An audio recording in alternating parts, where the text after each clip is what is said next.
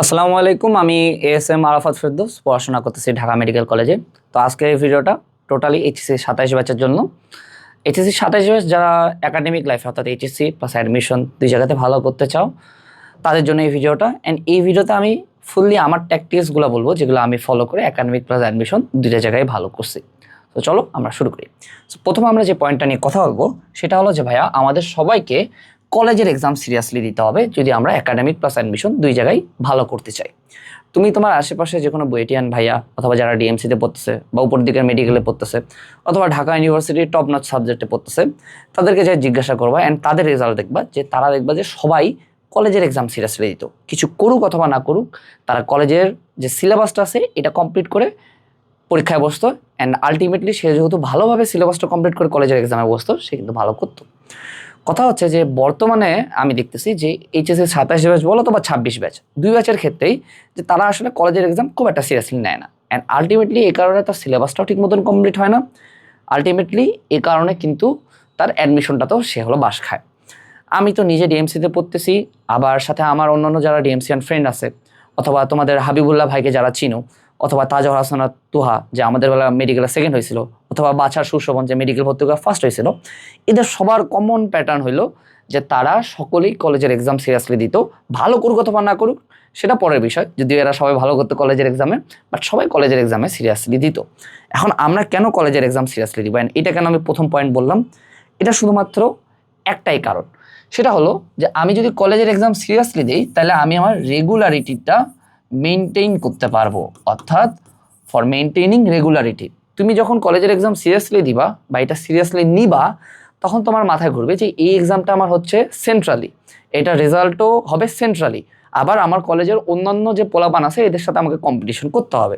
So যখন তুমি এই সিরিয়াসনেসটা আনবা তোমার পড়াশোনার গতি এমনিতেই আসবে। অ্যান্ড কলেজের এক্সাম ধরে যদি তুমি সিলেবাসটা কমপ্লিট করো তাহলে দেখবা যে পরীক্ষার ঠিক সময়ে তোমার সিলেবাসটা কমপ্লিট হয়ে গেছে। সো আমাদের ঝামেলাটা হয় কি জানো, বর্তমান জেনারেশনের আমরা করি কি, আমরা হলো বিভিন্ন অফলাইনে টিচারের কাছে পড়ি, তাদের সিলেবাস অনুযায়ী চলি, অথবা বিভিন্ন অনলাইনে ভাইয়ার হলো সাইকেল কমপ্লিট করি, যারা হলো 2 মাস 3 মাস ধরে হলো আমার পড়া হলো 2টা চ্যাপ্টার। অ্যান্ড আলটিমেটলি এই কারণে হয় কি, আমি প্রথম 15 দিন খুব পিনিকে থাকি, খুব রেগুলারিটি দেখাই, আলটিমেটলি যায় আমার আসলে কোনো পড়াই হয় না। সো এই জন্য অবশ্যই অবশ্যই কলেজের এক্সাম সিরিয়াসলি দিবা, কলেজের সিলেবাস ফলো করবা, অ্যান্ড এই জন্য রেকর্ডেড ক্লাস করতে পারো। কথা হচ্ছে যে আমি আমার উদাহরণ দিই, আমি যেহেতু ডিএমসিতে পড়তেছি, ন্যাশনাল মেরিট ছিল 140তম। আমাদের দিনাজপুর সরকারি কলেজে 3টা এক্সাম হয়েছিল, 3টাতেই টপ 10-এ ছিলাম। আর আমার ভাই এএসএম আনাস ফেরদৌস, সে দিনাজপুর সরকারি কলেজের ফার্স্ট বয় ছিল। সো তুমি যদি টপ 10 থাকতে পারো, আমি তোমাকে এটা সিওরিটি দিচ্ছি, তুমি যদি তোমার যেই কলেজে হোক টপ 10-এ যদি সবগুলো এক্সামে থাকতে পারো তাহলে তোমার 99% চান্স আছে যে তুমি অ্যাডমিশন প্লাস এইচএসসি দুটাতেই ভালো করবা। ঠিক আছে? সো এই জন্য আমাদেরকে কলেজের এক্সাম সিরিয়াসলি দিতে হবে অ্যান্ড কলেজের যে আমার সিলেবাসটা আছে এটা ধরে আমাদেরকে পড়াশোনাটা আগাইতে হবে। অ্যান্ড এই জন্য অবশ্যই রেকর্ডেড ক্লাস করতে হবে, সাইকেল ধরে আগায়ও না। এই সাইকেলের কারণে কিন্তু অনেকে মারা খাইছে।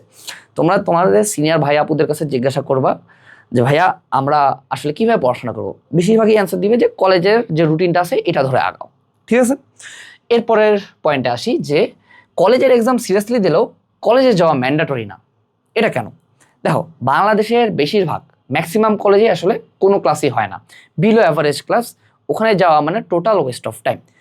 কিছু ব্যতিক্রম আছে, যেমন নটরডেম কলেজ বা হলিক্রস কলেজ, এগুলো কলেজে যেমন কুইজ হয়, পাশাপাশি এদের ক্লাসগুলো একদম টপ নচ হয়। সো এই সকল কলেজে যারা পড়ে তাদের ক্ষেত্রে কলেজে গেলে অনেক লাভ আছে, সে কলেজে যেয়ে শিখতে পারে। বাট তা বাদ দিয়ে তুমি যদি ঘুঘুডাঙ্গা সরকারি কলেজে পড়ো অ্যান্ড তুমি যে যদি ওখানে প্রতিদিন কলেজে যাও যে না ক্লাস করবা, আলটিমেটলি লাভ কোনো কিছু হবে না, তুমি ওখানে কিছু শিখবা না, বাসায় আসে পড়ার এনার্জিও থাকবে না। একটা সুন্দর উদাহরণ দিই, আমি যেহেতু দিনাজপুরের ছেলে, আমার এক স্টুডেন্ট ছিল, সে আসে ঢাকায় হলো মেডিকেলের কোচিং করতেছিল, সে ছিল সেকেন্ড টাইমার।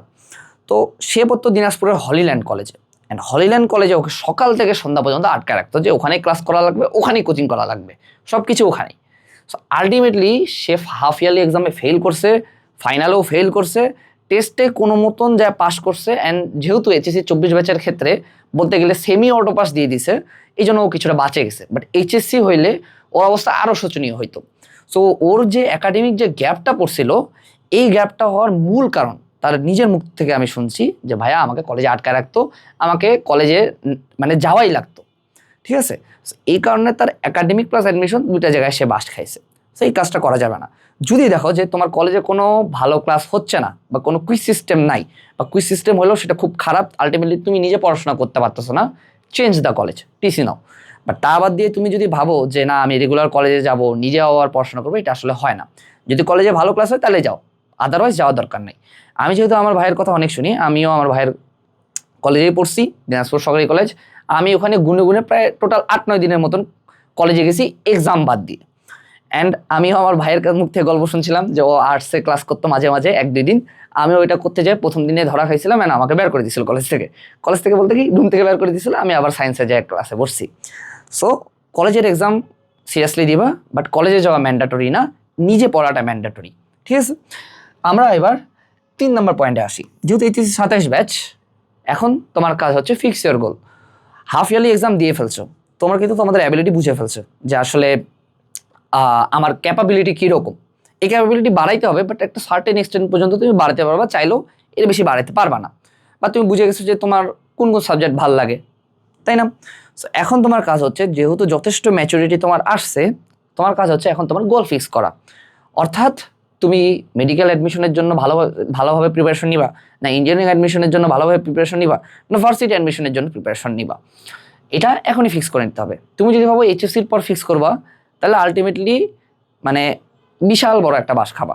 ঠিক আছে, তো এই জন্য এখন থেকেই ফিক্স করে নাও যে তুমি আসলে কোন লাইনে যাবা, অর্থাৎ ফিক্স ইওর গোল। অর্থাৎ তুমি মেডিকেল অ্যাডমিশন দিবা, না ইঞ্জিনিয়ারিং অ্যাডমিশন দিবা, না ভার্সিটি অ্যাডমিশন দিবা, অ্যান্ড সেই অনুযায়ী এখন থেকে টুকিটাকি পড়াশোনা শুরু করো। অর্থাৎ তুমি একটা চ্যাপ্টার পড়লা, যদি মেডিকেল অ্যাডমিশন দেওয়ার ইচ্ছা থাকে, তুমি মেডিকেল কোয়েশ্চেন ব্যাংকটা খুলে দেখলে যে দেখি এখান থেকে কেমন কোয়েশ্চেন হয়। যারা ইঞ্জিনিয়ারিং অ্যাসপিরেন্ট আছো, যারা ধরে রাখছো যে না আমি ইঞ্জিনিয়ারিংয়ে পরীক্ষা দিব, তারা ধরো যে কোনো একটা চ্যাপ্টার শেষ করলা, সাথে ইঞ্জিনিয়ারিং কোয়েশ্চেন ব্যাংকটা দেখলা, দেখতে তো বেশি সময় লাগে না, 2 থেকে 3 ঘন্টা। আমাদের ঝামেলাটা হলো আমরা গোলও ফিক্স করি না, আমরা এই 2-3 ঘন্টা সময়ও লাগাতে চাই না। অ্যান্ড আলটিমেটলি কিন্তু এই একাডেমিকে ভালো করলেও অ্যাডমিশনে কিন্তু ভালো করা পসিবল হয় না। কারণটা কি? অ্যাডমিশন হলো আমার একটা survival of the fittest game. অর্থাৎ এখানে যদি তুমি টিকতে চাও, তোমাকে সেরাদের মধ্যে সেরা হইতে হবে, কারণ সিট সংখ্যা লিমিটেড। যদি এইচএসসিতে সবাই A+ পায়, ধরো যে 10 লাখ A+ পাইলো, তাও বোর্ডেরও কোনো যায় আসে না, কারো কোনো যায় আসে না, ওরা দিতেই চায় A+। কিন্তু তোমার মেডিকেল ভর্তি পরীক্ষার সিট কত? 5100। বুয়েটের সিট কত? 1100 প্রায়। সো এই যে সিট সংখ্যা লিমিটেড, এখানের মধ্যে যদি তুমি টিকতে চাও, তাহলে সেরাদের মধ্যে সেরা হইতে হবে। এইটা হবো কিভাবে? এখন থেকে গোল ফিক্স করবো, এখন থেকেই অল্প স্বল্প পড়াশোনা করবো। তোমাকে আমি এখনই বলতেছি না যে অন্যদের মতন এখনই যে মেডিকেল অ্যাডমিশনের কোচিং করো, ঠিক আছে? So fix your goal and এটা অনুযায়ী চলো, ঠিক আছে? এইবার আমরা 4 নাম্বার পয়েন্টে অ্যান্ড সব থেকে ইম্পর্টেন্ট পয়েন্টে আসি, যে আমাদের নিজে পড়ার সময়টুকু বের করতে হবে।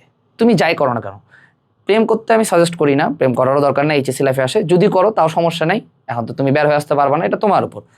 তুমি যদি ধরো যে গেমও খেলো, তাও ঝামেলা নাই আমার। তুমি যদি মুভি দেখো, তাও সমস্যা নাই। ফ্রেন্ডদের সাথে আড্ডাবাজি করো, আমার কোনো সমস্যা নাই, এরা করতেই পারো। বাট দিনে শুধুমাত্র 6 ঘন্টা সময় রাখবা, যে এই 6 ঘন্টা সময় আমি নিজে পড়বো। Not class, not live class, বা না কলেজে, না হলো আমার অফলাইন ক্লাস। আমি এই 6 ঘন্টা নিজের টেবিলে বসে পড়াশোনা করব। তুমি যদি এটা মেনটেন করতে পারো, তাহলে দেখবা যে তুমি একাডেমিক প্লাস অ্যাডমিশন 2 জায়গায় ভালো করবা। কারণ যারা আসলে আমার ভালো ছাত্র বা ভালো স্টুডেন্ট, এরা আসলে ক্লাস করে কোনোদিন ভালো স্টুডেন্ট বা ভালো ছাত্র হয় না। কখন হয়? তারা হলো নিজে পড়াশোনা করে হয়। সো এখন যেহেতু বয়স তোমাদের কম, তাই আপাতত পড়ার সময়টুকু কম। জাস্ট মেনটেন 6 ঘন্টা, যে এই 6 ঘন্টায় যদি আনাস ভাইয়ার বিয়েও লাগে বা দুনিয়া যদি ধ্বংস হয়ে যাও, তাও আমি এই টাইমটাতে পড়তে বসবো, ঠিক আছে? সো এই 6 ঘন্টা তোমাকে পড়তে হবে। এখন আমি একটা কথা বলি, যেহেতু আমি আমার ফ্রেন্ডদের সাথে ভালোই মিলেমিশা করে চলছি, আবার স্কুল লাইফে যারা আমার বুয়েটে পড়তেছে তাদের সাথে আমি চলাফেরা করছি। কথা হচ্ছে, যারা আসলে অ্যাডমিশন প্লাস একাডেমিক 2টা জায়গায় ভালো করে, বিশেষ করে অ্যাডমিশন টাইমে যায় এরা দিনে কম করে 12 ঘন্টা থেকে 14 ঘন্টা পড়াশোনা করতো। এখন কিছু গাধার বাচ্চা আসে আমাকে বলবে, ভাই 3-4 ঘন্টার বেশি পড়াই পসিবল না, 12-14 ঘন্টা আসলে এটা ইম্পসিবল, এটা একটা বানোয়াট কথা। কথা হচ্ছে, ওই গাধার বাচ্চা নিজে কোনোদিন পড়ে নাই, পড়ার ট্রাইও করে নাই, সে ওরকম কোনো মানুষের সাথেই কথা বলে নাই। আমি আমার ভাইকে দেখছি সে কেমন পড়াশোনা করছে, আমি আমার বোনকে দেখছি যে এখন ঢাকা ইউনিভার্সিটিতে পড়তেছে, তাকেও দেখছি আমি সে কীভাবে পড়াশোনা করছে। পাশাপাশি আমাকে কিন্তু আমার ভাইও দেখছে, আমার বাবা মাও দেখছে, আমার বোনও দেখছে। একটা ছোট্ট উদাহরণ দিই, আমার বোন সুমাইয়া সারা, ও এখন ঢাবি বি ইউনিটে চান্স পাইছে। তো ও একদিন আসে আমাকে বলতেছে যে ভাইয়া তোকে দেখে আমার মায়া লাগতেছে। আমি বললাম কেন? বলছে তুই সেই কবে থেকে খালি পড়েই যাস নিজে পড়েই যাস, তোর আসলে এখন একটু ছুটি দরকার। ও কিন্তু আমার পিঠাপিঠি বোন, ওর সাথে আমার অনেক ধরনের চুলাচুলি মারামারি হয়, কিন্তু তাও ও আসে আমাকে এই কথাটা বলতেছিল। আমি আর একটা উদাহরণ দিই, যেমন তাসনিমা আয়মান সাবা, ও আমার ব্যাচের ছিল অ্যান্ড ওর ন্যাশনাল মেরিটের পজিশন ছিল 142তম মেডিকেল ভর্তি পরীক্ষায়। সে এতই বেশি পড়াশোনা করতে অ্যাডমিশন টাইমে যে তার বাবা মা ভাবছিল যে সে মনে হয় পড়তে পড়তে পাগল হয়ে যাবে। বা অন্যান্য যারা আছে যারা অ্যাডমিশন প্লাস একাডেমি দুই জায়গায় ভালো করে, যেমন তাজহর হাসানাত তুহা, বাছার সুশোভন, হাবিবুল্লাহ খান, বা আরও যারা যারা আছে তোমরা চিনো যাদের, আসির আঞ্জুম খান ভাই। তোমার কি মনে হয় আসির আঞ্জুম খান ভাই দিনে 6 ঘন্টা পড়াশোনা করে হলো সব জায়গায় টিকছে, যে বুয়েটে ফার্স্ট, ঢাবিতেও ফার্স্ট, আর মেডিকেল ভর্তি হয়ে গেছে ষষ্ঠ? উনি হলো পাগলের মতন পড়াশোনা করতো, 12 থেকে 14 ঘন্টা অবশ্যই পড়াশোনা করতে অ্যাডমিশন টাইমে। কারণ কি, তখন তার ছিল একটা কোচিং, বা সবারই একটা কোচিং থাকে, আর বাকি সারাদিন ফ্রি। তার না আছে কলেজ, না করতে হয় রান্না বান্না, সে সারাদিনই পড়তো। এই কথাটা বলবা না যে ভাইয়া 12 থেকে 14 ঘন্টা আসলে পড়া যায় না, এটা বানোয়াট কথা। তুমি করতে পারো না তার মানে এই না যে মানুষজন করে না। তুমি যা আসির আঞ্জুম খান ভাইকে জিজ্ঞাসা করে যে ভাই আপনি কত ঘন্টা পড়তেন, বা হাবিবুল্লাহকে যা জিজ্ঞাসা করে ভাই আপনি কতক্ষণ পড়তেন, বা আনাস ফিরদৌসকে যা জিজ্ঞাসা করে ভাই আপনি কতক্ষণ পড়তেন অ্যাডমিশন টাইমে, তারা একদম রিয়েল অ্যান্সার দিবে। আইরনি সবাই করে, ভালো স্টুডেন্ট মানে আইরনি করবে, আমিও আইরনি করি যে আমি খুব বেশি পড়তাম না, বাট আমার ফ্রেন্ডরা জানতো। বা এখন আমি যখন বড় হয়েছি আমি সবাইকে বলি যে আমি অনেক বেশি পড়তাম। ঠিক আছে, সো এখন থেকে দিনে 6 ঘন্টা পড়ার অভ্যাস করবা, অ্যাডমিশন টাইমে আস্তে আস্তে এটা বাড়বে, সমস্যা নেই। বাট আপাতত কম করে 6 ঘন্টা পড়বা, পারলে 1 মাস পর পর 1 ঘন্টা করে সময় পারো, লস তো নাই। নিজে পড়লেই তুমি ভালো স্টুডেন্ট হবা, আদারওয়াইজ তুমি ভালো করতে পারবা না। এবার 5 নম্বর টপিকে আসি। এই ভুলটা আমি ম্যাক্সিমাম স্টুডেন্টের করতে দেখি, সেটা হলো যে তারা মেইন বই পড়ে না। এই সমস্যাটা আসলে শুরু হয়েছে এইচএসসি 21 ব্যাচ থেকে। ইভেন আমার টাইমেও এই ঝামেলাটা ছিল, বাট তার আগের সব ব্যাচকে জিজ্ঞাসা করবো, তারা সবাই মেইন বই পড়তো। এখন বর্তমান জেনারেশনের ম্যাক্সিমাম স্টুডেন্টে আসলে মেইন বই পড়তে চায় না। কারণ কি? কারণ তারা বিভিন্ন ভাইয়ার নোট পড়ে পাস করতে চায়। অ্যান্ড নোট পড়ে ধরো যে পাস করা বা এ প্লাস পাওয়া ইজি, তুমি এ প্লাসও পাবা, কিন্তু অ্যাডমিশনে যায় যে ধরাটা খাওয়া মামা, এটা মানে আসলে বলে বোঝানো যাবে না। তোমাকে আমি 2টা সাবজেক্ট বলছি, এই 2টা সাবজেক্টের ক্ষেত্রে অবশ্যই মেইন বই পড়তে হবে। কারণ এই 2টা সাবজেক্টে যখন আমার অ্যাডমিশনে বা একাডেমিক্সেও যখন এমসিকিউ এক্সাম হয়, সবগুলাই থিওরিটিক্যাল এবং ইনফরমেটিভ। 2টা কি কি সাবজেক্ট? একটা হলো আমার একটা বায়োলজি, আর একটা হলো কেমিস্ট্রি। আর কেমিস্ট্রির ক্ষেত্রে আমি স্পেশালি বলে দিচ্ছি হাজারি স্যারের বই পড়বা। এই বই সবাই পড়ছে, ঠিক আছে? এটা আমার ইঞ্জিনিয়ারিংয়ের জন্যও লাগে, ভার্সিটি অ্যাডমিশনের জন্যও লাগে, মেডিকেল অ্যাডমিশনের জন্যও লাগে। আর বায়োলজি সবাই বেশিরভাগ মানুষই আজমল স্যার এবং হাসান স্যার পড়ে, বাট তোমার যদি অন্য কোনো বই ভালো লাগে সেটা পড়তে পারো, বাট তোমাকে মেইন বই পড়তে হবে। এখন কেন? বায়োলজির যদি তুমি আমার অ্যাডমিশনের কোয়েশ্চেন দেখো, সেটা ঢাবি হোক, রাবি হোক, জবি হোক, চবি হোক, যে কোনো ভার্সিটি অ্যাডমিশন, এগ্রি হোক, জিএসটি হোক, সাথে তুমি মেডিকেল অ্যাডমিশনের কোয়েশ্চেন দেখবা, তাহলে দেখবা যে সবগুলো ইনফরমেটিভ, অত মুখস্থ বিদ্যা দিয়ে তোমাকে পারতে হবে। এখন মজার কথা হলো যে তোমরা ভাবো যে আমি ভাইয়ার নোট পড়ে পাস করব, ভাইয়ার নোট পড়ে চান্স পাবো। কথা হচ্ছে যে কোয়েশ্চেন করে সে কিন্তু তোমার ভাইয়ার নোট দেখে কোয়েশ্চেন করে না, অ্যান্ড ভাইয়ার নোটে কিন্তু মেইন বই সব কিছুও থাকে না। সো যে কোয়েশ্চেন করে সে করে কোথা থেকে? মেইন বই থেকে। সো তোমাকেও মেইন বই পড়তে হবে। এটা হলো বায়োলজির ক্ষেত্রে। কেমিস্ট্রির ক্ষেত্রে ম্যাথ থাকে, ইঞ্জিনিয়ারিংও ম্যাথ থাকে, কিন্তু তুমি ইঞ্জিনিয়ারিং কোয়েশ্চেন ব্যাংক খুলে দেখবা যে ওখানে থিওরিটিক্যাল এবং ইনফরমেটিভ প্রশ্নই বেশি, ম্যাথ কম, তুলনামূলক কম। যদি 60% থিওরিটিক্যাল এবং ইনফরমেটিভ, 40% থাকে হলো ম্যাথ। তাও হলো থিওরিটিক্যাল এবং ইনফরমেটিভ জিনিসপাতি বেশি আসে, সেটা রিটেন হোক অথবা এমসিকিউ হোক। অ্যাডমিশন, মেডিকেল অ্যাডমিশন বলো বা ভার্সিটি অ্যাডমিশন বলো, দুই জায়গা থেকেই থিওরিটিক্যাল এবং ইনফরমেটিভ এমসিকিউ বেশি আসে। ম্যাথ আসে সর্বোচ্চ 2 থেকে 5টা, এর বেশি আসে না। এন্ড আগে থেকে বলে দিচ্ছি ম্যাথ কোন চ্যাপ্টার থেকে আসবে, হলো পরিমাণগত রসায়ন থেকে। ঠিক আছে, পরিমাণগত রসায়নে থিওরিটিক্যাল এবং ইনফরমেটিভ কোনো কিছু নেই, পুরো চ্যাপ্টারটাই ম্যাথ। ম্যাথ দিলে ওই একটা চ্যাপ্টার থেকেই দিবে। তো এই জন্য এই 2টা সাবজেক্টের তোমাকে মেইন বই পড়তে হবে। অ্যান্ড এই 2টা সাবজেক্টেরই আমি ম্যাক্সিমাম মানুষজনকে দেখি তারা আসলে নোট পড়ে পাস করতে চায় বা নোট পড়ে ভালো করতে চায়, বাট আলটিমেটলি এটা পসিবল না। সো এই জন্য আমি নিজে তোমাদের জন্য বায়োলজি এবং কেমিস্ট্রি রিমার্কিং কোর্স আনছি। এখানে আমি তোমাদের হাতে ধরে ধরে বলে দিছি যে এগুলো এগুলো জিনিস পড়তে হবে, এগুলো এগুলো জিনিস বাদ দিতে হবে। কেমিস্ট্রির ক্ষেত্রেও হাজারি স্যারের বই হাতে ধরে ধরে পড়াই দিছি। অ্যান্ড যেগুলো জিনিস আমার বোঝার দরকার একাডেমিক প্লাস মেডিকেল অ্যাডমিশনের জন্য, সেগুলো কিন্তু আমি হাতে ধরে ধরে হাজারি স্যারের বই যেগুলো টপিক বুঝার, সেগুলো কিন্তু আমি বুঝাই দিছি। সো এই 2টা কোর্স চাইলে কিনতে পারো, তোমার একাডেমিক প্লাস অ্যাডমিশন বোধ কভার হবে। এন্ড এটা খুব মজার না যে আমি দেখাই দিচ্ছি যে এগুলো জিনিস পড়তে হবে, এগুলো বাদ, এগুলো দেখারও দরকার নেই, তাই তোমার পড়াশোনাটা অনেক ইজি হয়ে যায় না? আর যেহেতু আমি সবগুলো ক্লাস নিছি, সো আমার উপর বিশ্বাস রাখিও। সো অবশ্যই এই রিমার্কিং কোর্সে চাইলে ভর্তি হইতে পারো। অ্যান্ড এখানে যেহেতু আমি দেখাই দিছি, তোমার একাডেমিক বায়োলজির ক্ষেত্রে 100% কভার হবে, অ্যাডমিশনও 100% কভার হবে, মেডিকেল অ্যাডমিশনের ক্ষেত্রে কেমিস্ট্রির 100% কভার হবে, জাস্ট একাডেমিকের ক্ষেত্রে তোমার 60-65% খবর হবে। আর তুমি তো বুঝতেই পারবা যে কোন কোন জিনিস পড়তে হবে, কোন কোন জিনিস বাদ দিতে হবে। এটার থেকে আসলে মজার কোনো কিছু হয় না। তুমি আসলে মেইন বইয়ের হলো গোট হয়ে যাবা, গ্রেটেস্ট অফ অল টাইম। তো এই জন্য চাইলে এই দুইটা কোর্সে ভর্তি হতে পারো। যেহেতু আমি সবগুলো ক্লাস নিচ্ছি, হ্যাভ ট্রাস্ট অন মি। ঠিক আছে, এইবার আসি। আরেকটা কথা বলিনি, ফিজিক্সের ক্ষেত্রে ভাইয়া মেইন বই পড়বো কিনা।